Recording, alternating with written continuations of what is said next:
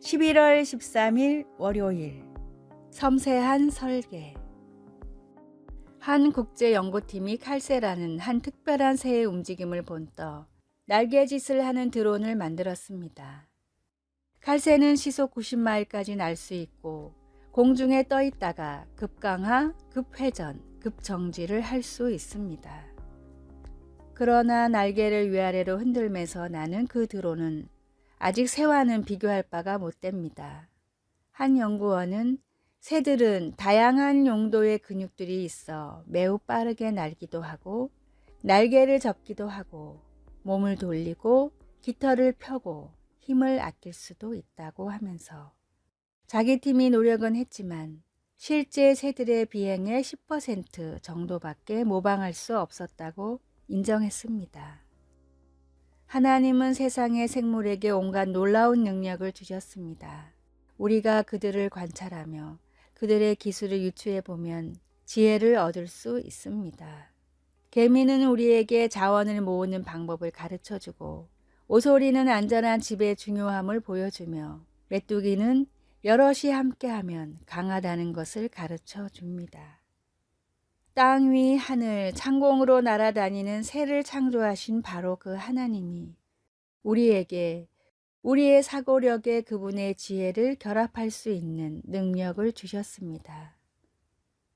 말씀, 하나님이 이르시되 땅 위 하늘의 궁창에는 새가 나르라. 창세기 1장 20절. 찬송 65장 내 영혼아 찬양하라. 기도, 사랑하는 하나님 아버지, 하나님께서 지으신 것들을 생각할 때 하나님의 지혜에 눈을 뜨게 해 주소서. 예수님의 이름으로 기도드립니다. 아멘.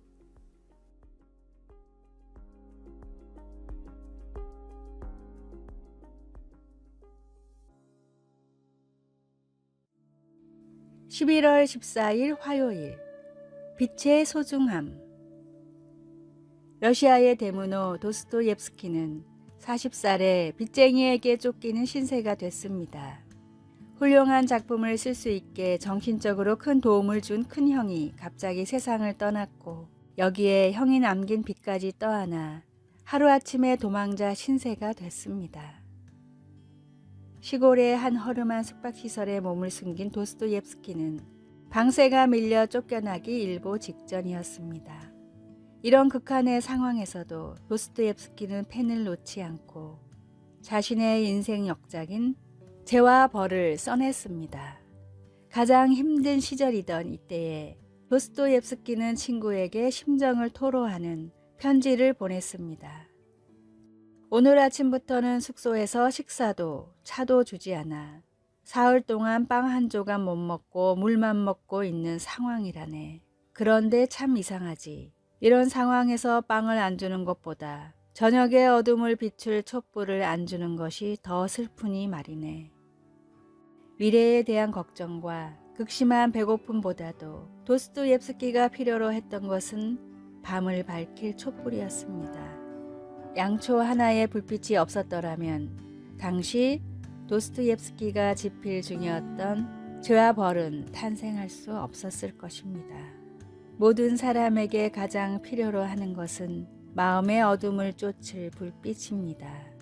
모든 죄를 용서하고 내 마음을 영원히 환하게 비출 진리의 빛을 항상 마음속에 두십시오. 오늘의 말씀, 이같이 너희 빛을 사람 앞에 비추게 하여 저희로 너희 착한 행실을 보고 하늘에 계신 너희 아버지께 영광을 돌리게 하라. 마태복음 5장 16절. 오늘의 찬송 412장 내 영혼의 극히 깊은 데서. 오늘의 만나 육체의 배고픔보다 영의 굶주림을 먼저 챙기게 하소서. 깜깜한 밤바다에 등대 불빛을 찾아가듯 주님의 빛을 찾아갑시다.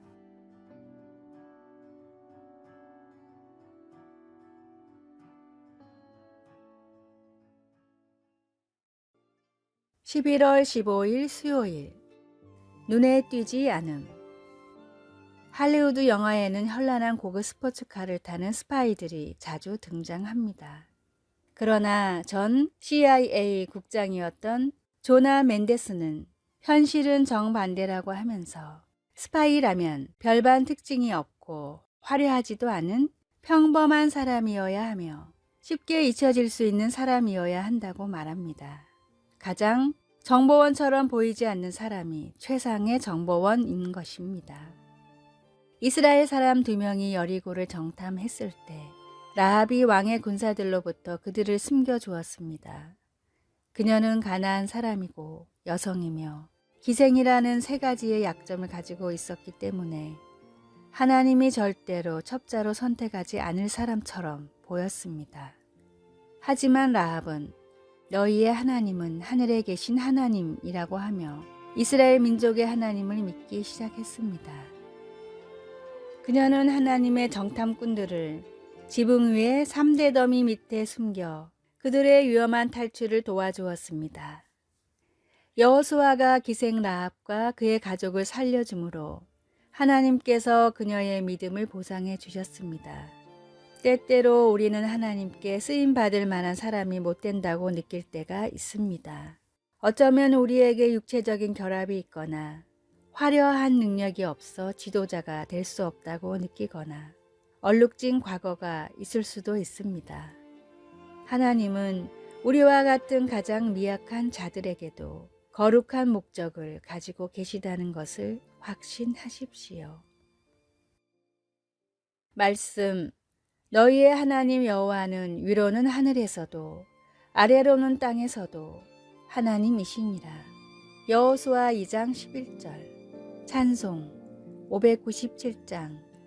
이전의 주님은 내가 몰라. 기도.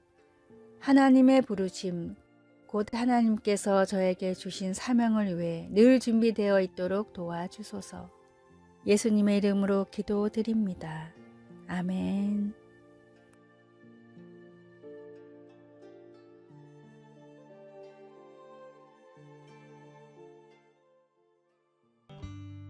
(11월 16일) 목요일. 의지할 준비. 양이 가축화되기 전의 조상인 사냥은 먹이 욕심이 매우 강한 동물입니다. 90도에 가까운 가파른 절벽 밑이라도 풀만 보인다면 주저없이 뛰어내립니다. 절벽을 거의 미끄러져 내려가는 사냥의 모습이 인터넷에 등장해 큰 이슈가 된 적도 있습니다. 문제는 내려가다 죽는 경우도 꽤 많고 일단 내려가서 먹이를 먹은 뒤에는 다시 올라오지 못해 갇혀 죽는 경우도 많습니다. 사냥이 가축화된 면양도 이와 비슷한 습성이 있어서 목자가 양을 치던 중 잠시라도 한눈을 팔면 절벽이나 구덩이 아래로 뛰어내려 풀을 뜯습니다. 목자가 양을 구하려고 줄을 내려 걸면 양은 자신을 가두려는 줄 알고 도망가다 떨어져 죽거나 크게 다칩니다. 이 사실을 알고 있는 지혜로운 목자는 양이 구덩이에 빠지고 몇 시간이 지난 뒤에야 양을 건져냅니다. 몇 시간 동안 굶주려 힘이 없는 양은 저항 한번 못하고 그대로 끌려 올라갑니다. 자기를 올가매려는 줄 알고 보기만 하면 도망쳤던 그 줄이 바로 양을 살릴 수 있는 유일한 구원의 방법입니다. 우리는 우리의 욕심으로 시험에 빠져놓고 애꿎은 하나님을 원망하고 있지는 않습니까?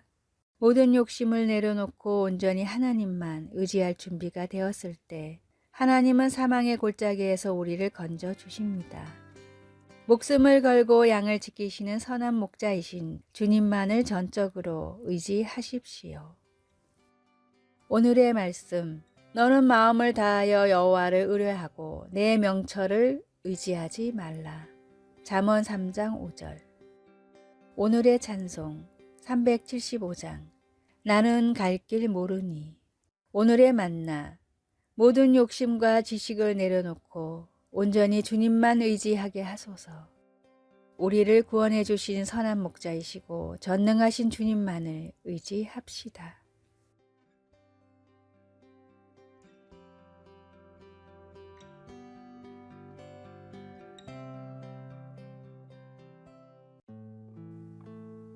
11월 17일 금요일 분명한 외침.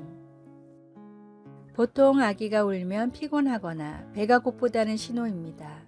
그런데 브라운 대학 의료진에 따르면 신생아의 울음소리의 미묘한 차이는 다른 문제들을 발견하는 중요한 단서를 제공하기도 합니다.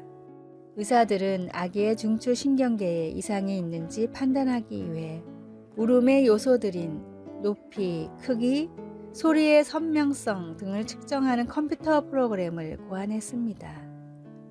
이사야는 하나님께서 그의 백성들의 분명한 외침을 들으시고 그들의 마음의 상태를 판단하시고 은혜로 응답하실 것이라고 예언했습니다. 그러나 유다 백성들은 하나님께 묻는 대신 하나님이 주신 예언을 무시하고 도움을 구하기 위해 이집트와 동맹을 맺었습니다. 그때 하나님은 유다 백성들에게 만약 계속 반항한다면 패배와 굴욕이 있을 것이라고 말씀하셨습니다. 그러나 한편으로 하나님은 그들에게 은혜를 베푸시고 그들을 긍휼히 여기시기를 원하셨습니다. 하나님의 백성들이 하나님께 부르짖는다면 그분은 그들의 죄를 용서하시고 그들의 영적인 힘과 활력을 새롭게 하실 것입니다. 이것은 오늘날 예수님을 믿는 사람들에게도 마찬가지입니다. 우리의 회개와 믿음의 분명한 부르짖음이 하나님 아버지의 귀에 닿을 때 하나님은 그 부르짖음을 들으셔서 우리를 용서하시고 하나님 안에서의 우리의 기쁨과 희망을 새롭게 하실 것입니다.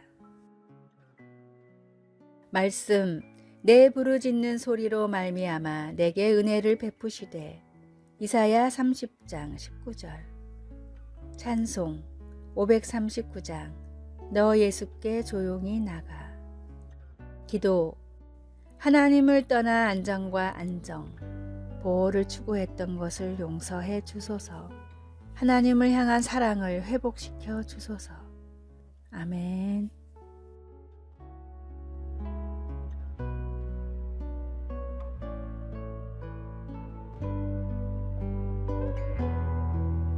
아래의 빨간색 글자 구독을 누르시어 더 많은 전도의 열매를 맺으시기를 기도합니다.